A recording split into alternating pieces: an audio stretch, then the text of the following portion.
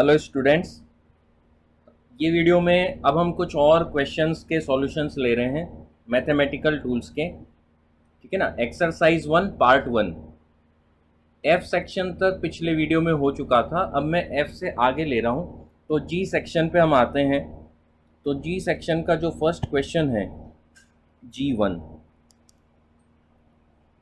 ठीक है ना।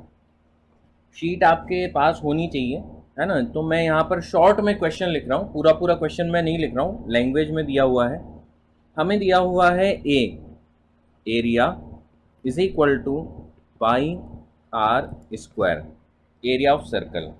ठीक है ना। और इसको हमें टी से डिफ्रेंशिएट करना है, मतलब टाइम से डिफ्रेंशिएट करना है, और d A by D t और d r by D t में रिलेशन बताना है।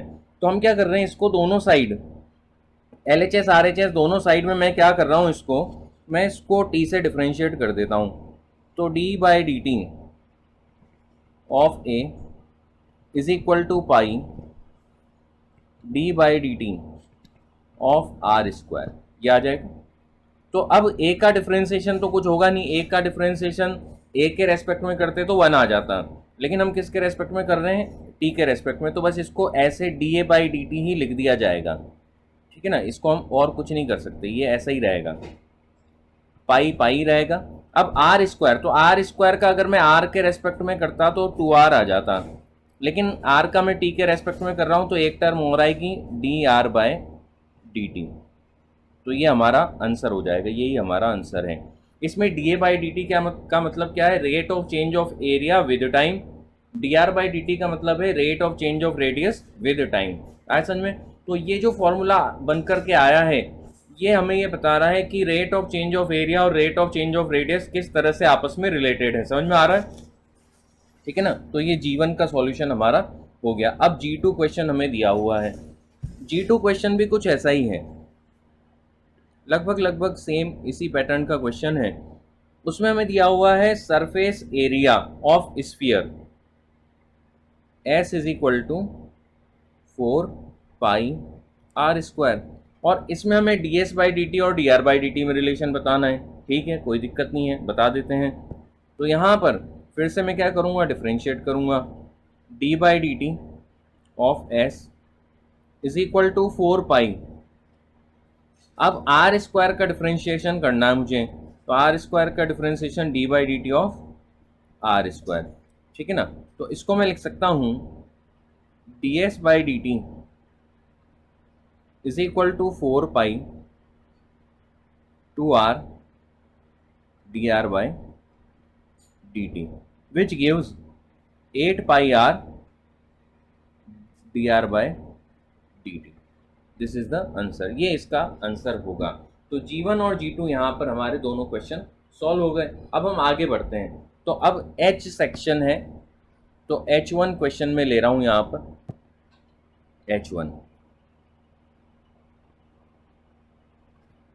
थोड़ा सा बड़ा क्वेश्चन है और एक अच्छा क्वेश्चन है। ठीक है ना। अच्छे से मतलब थोड़ा सा ये दिमाग हमें लगाना पड़ेगा, बहुत सारी बातों का इसमें ध्यान रखना पड़ेगा। x is equal to minus T square plus 4t plus 4, ये हमें एक x और t रिलेशन दिया हुआ है। इसमें हमें पूछा है find the maximum value of position coordinate, x coordinate की मैक्सिमम वैल्यू हमको बतानी है। ठीक है। तो x कोऑर्डिनेट की मैक्सिमम वैल्यू हमें बतानी है, तो इसको मैं सॉल्व कर रहा हूँ। बहुत ध्यान से देखें कैसे इसको हम सॉल्व करेंगे। तो जब भी हमें मैक्सिमम या मिनिमम वैल्यू निकालनी होती है, तो मैक्सिमम मिनिमम वैल्यू कहाँ पर आती हैं, ज़ीरो डेरिवेटिव पॉइंट पर आ सकती है या फिर बाउंड्री पॉइंट पर आ सकती हैं। ठीक है ना। और भी कुछ जगहों पर आ सकती है, लेकिन वो फिलहाल अभी हम उनकी बात नहीं कर रहे हैं। अभी हमारे लिए इस फंक्शन की अगर हम बात करें तो ज़ीरो डेरिवेटिव या बाउंड्री पॉइंट। अब t जो है वो टाइम को डिनोट कर रहा है। t किसको डिनोट कर रहा है, टाइम को डिनोट कर रहा है। तो मैं ये कह सकता हूं कि जो t की वैल्यू है वो t की वैल्यू कहां से कहां तक जाएगी, वो t की वैल्यू वेरी करेगी। t should be less than infinity and greater than equal to 0। Time यहाँ पर जो टाइम हम स्टार्ट कर रहे हैं t इज इक्वल टू 0 से स्टार्ट करेंगे। अब 0 से बढ़ते जाएगा तो कहाँ तक जा सकता है, कहीं भी जा सकता है, इन्फिनिटी तक जा सकता है। तो लेकिन नेगेटिव नहीं हो सकता यहाँ पर, है ना। तो अब नेगेटिव नहीं हो सकता तो हमने जीरो से, तो एक तो हमें क्रिटिकल पॉइंट कौन सा मिला, ज़ीरो। तो ज़ीरो एक क्रिटिकल पॉइंट आ गया हमारा। अब हम x के लिए इसको डिफ्रेंशिएट करते हैं, तो मैं लिख रहा हूँ भाई dx बाई डी टी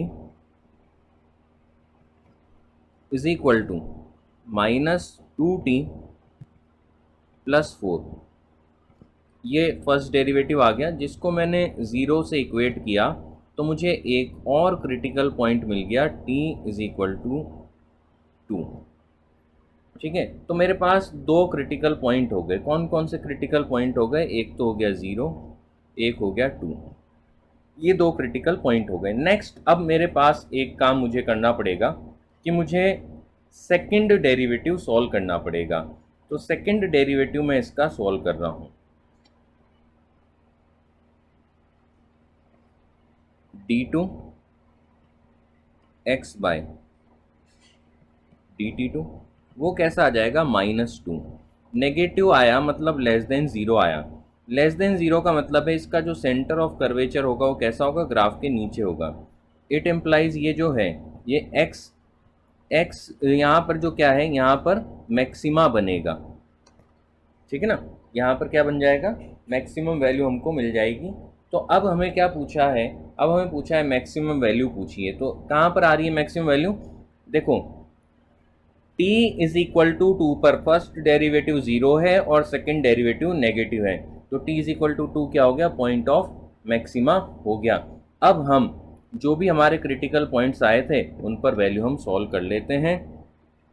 तो x एट 0 कितना आ जाएगा, माइनस ऑफ 0 का square plus 4 into 0 plus 4 which is equal to 4।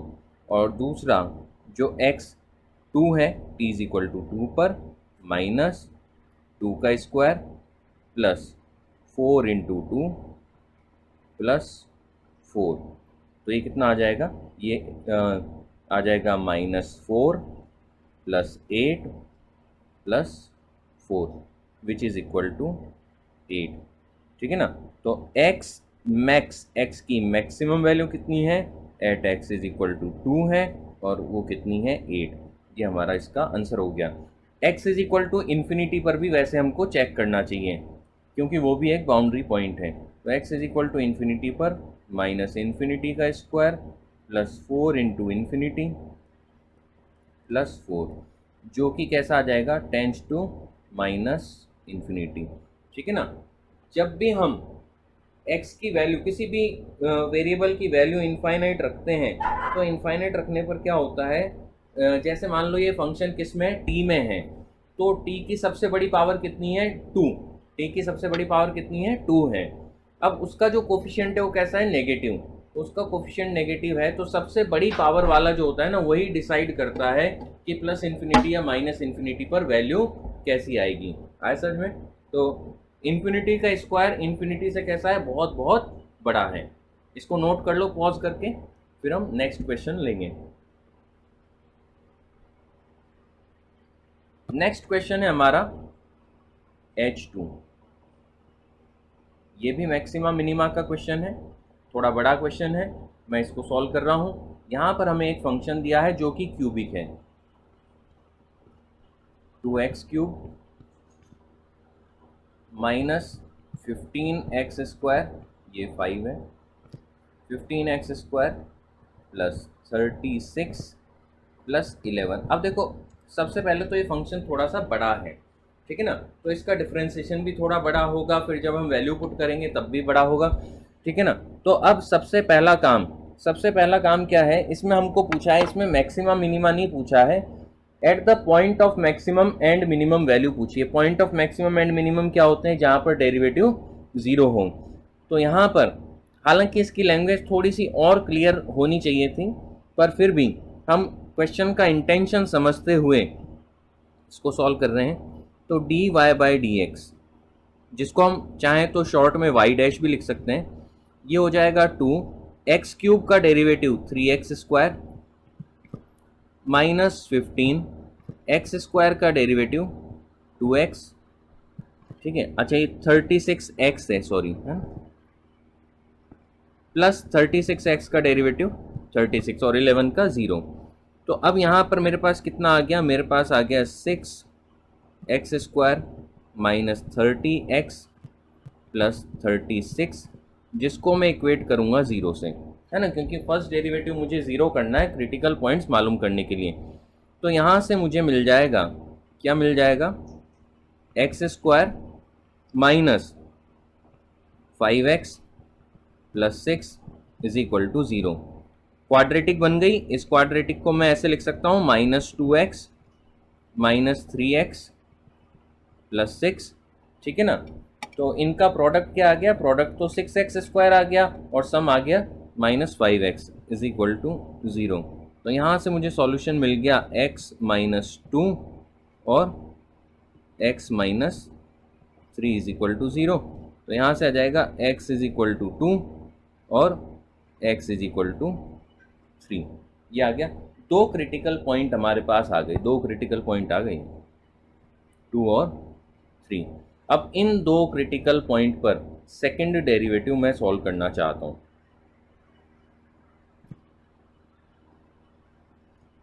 ठीक है ना। तो मैं क्या कर रहा हूँ, अब सेकंड डेरिवेटिव सॉल्व करने जा रहा हूँ। तो सेकंड डेरिवेटिव कैसा होगा इसका देखते हैं।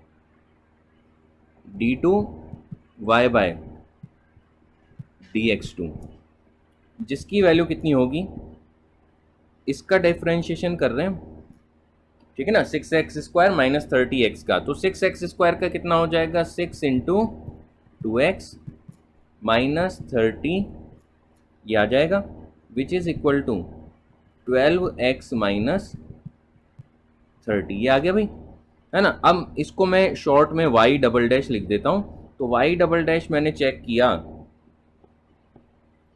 सबसे पहले मैं चेक कर रहा हूँ y double dash at x is equal to 2।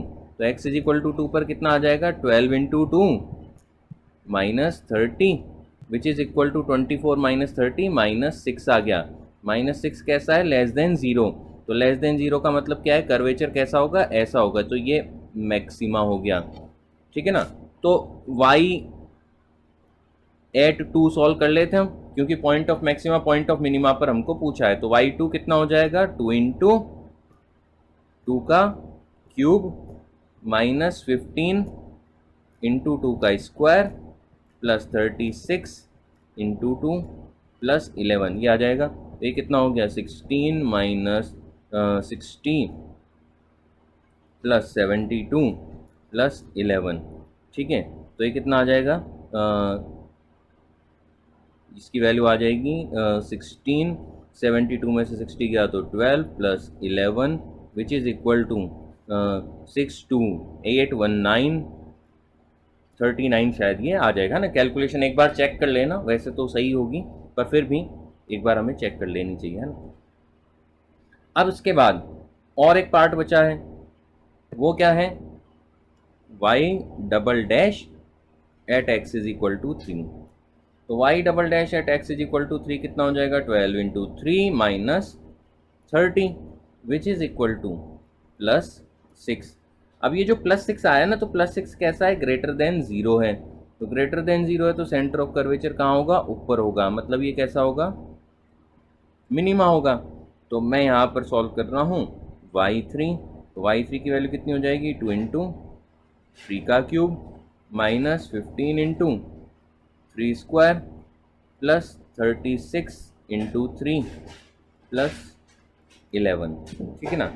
इसको सॉल्व कर लेंगे। तो इसको सॉल्व करने पर जो भी आएगा, 2 इंटू 27 मतलब 54 माइनस 15 इंटू 9, तो 15 इंटू 9 हो जाएगा 135 प्लस 36 इंटू 3 108 प्लस 11, ये आ गया, ठीक है ना।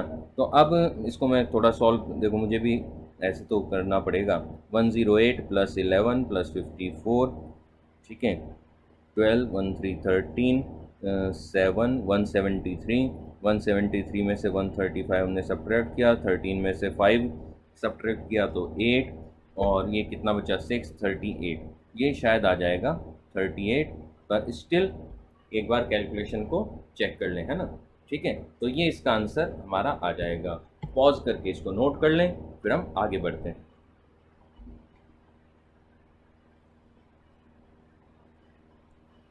अब है क्वेश्चन नंबर I1।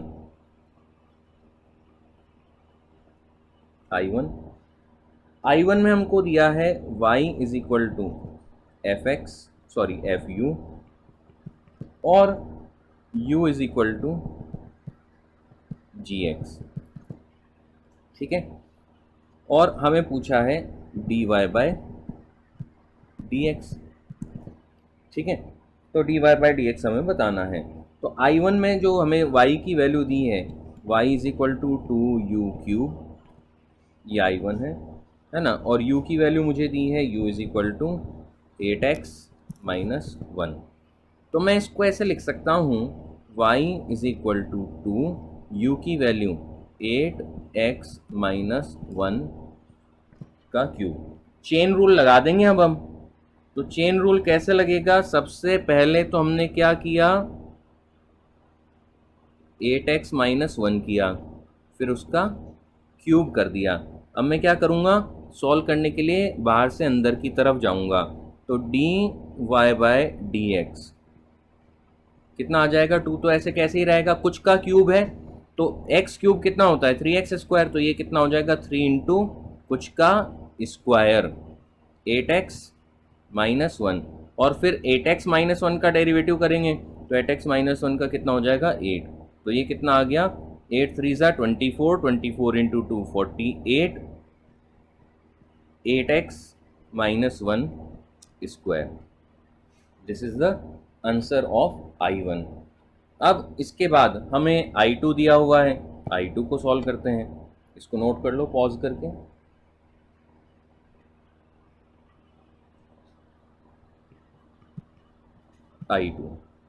I2 में क्या कह रहे हैं, y is equal to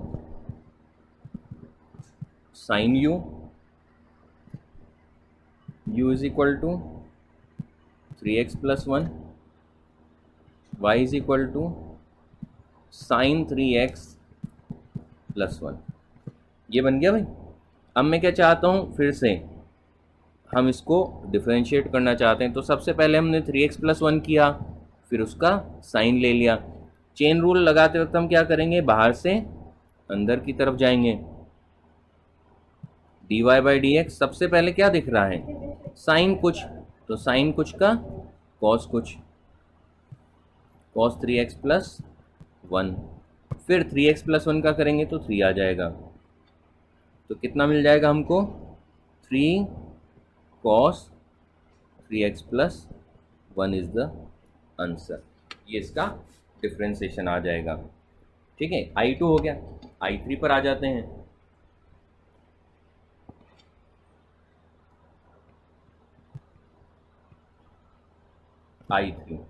I3 में मुझे दिया हुआ है y is equal to 6u minus 9 और u is equal to 1/2 x power 4, ठीक है ना।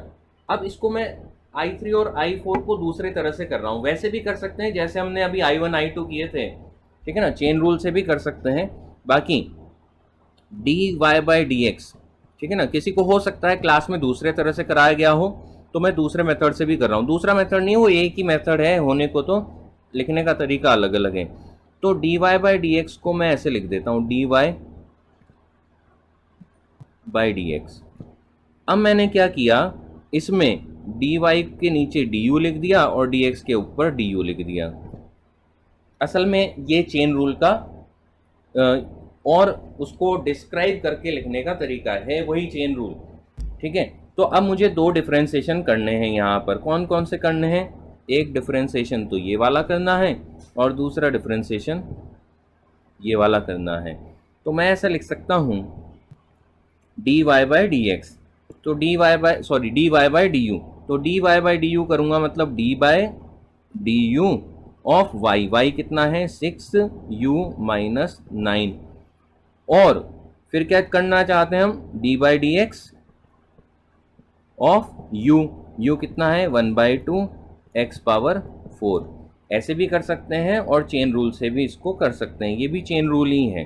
तो 6u माइनस 9 का डेरिवेटिव कितना हो गया 6, और 1/2 x पावर 4 का कितना हो गया 4x क्यूब। तो ये आ जाएगा हमारा, कितना आ जाएगा ये 6 4 जा 24, 24/2 12x cube. This is the answer. समझ में आया, नोट कर लो इसको। अब I3 के बाद हम किस पे आएंगे I4 पे। I4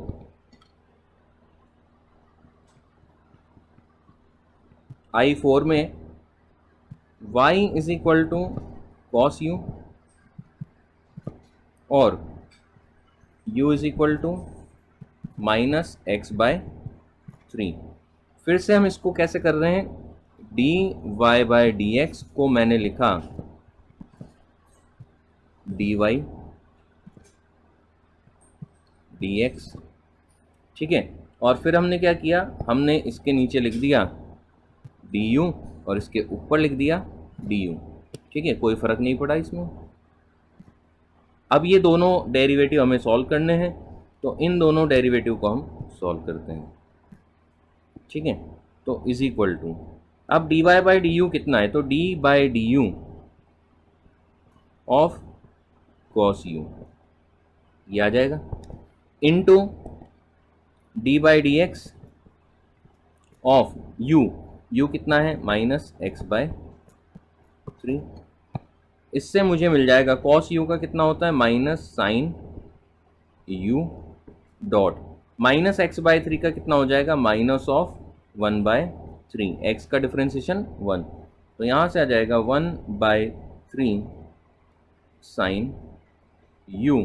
अच्छा, ये साइन u को मैं क्या लिख सकता हूँ 1/3 साइन ऑफ u मतलब माइनस x/3, जिसको मैं ऐसे भी लिख सकता हूँ minus of 1/3 sine of x/3। This is the answer. अच्छा, जो I3 हमने किया था ना, I3 में हमने u की वैल्यू पुट नहीं की लास्ट में, तो I3 में भी हम u की वैल्यू पुट कर देते हैं यहाँ पर। अच्छा, इसमें ज़रूरत ही नहीं पड़ी ना, इसमें u बचा ही नहीं था, तो u नहीं बचा था इसलिए इसमें पुट करने की ज़रूरत हमको पड़ी नहीं, और इसमें I4 में u बचा है इसलिए हमने उसकी वैल्यू लास्ट में पुट कर दी। आया समझ में? तो यहाँ पर हमने एक्सरसाइज 1 पार्ट 1 पूरा कंप्लीट कर लिया है। इससे आगे के जो सॉल्यूशंस हैं वो मैं फिर नेक्स्ट वीडियो में प्रोवाइड करूँगा, ठीक है।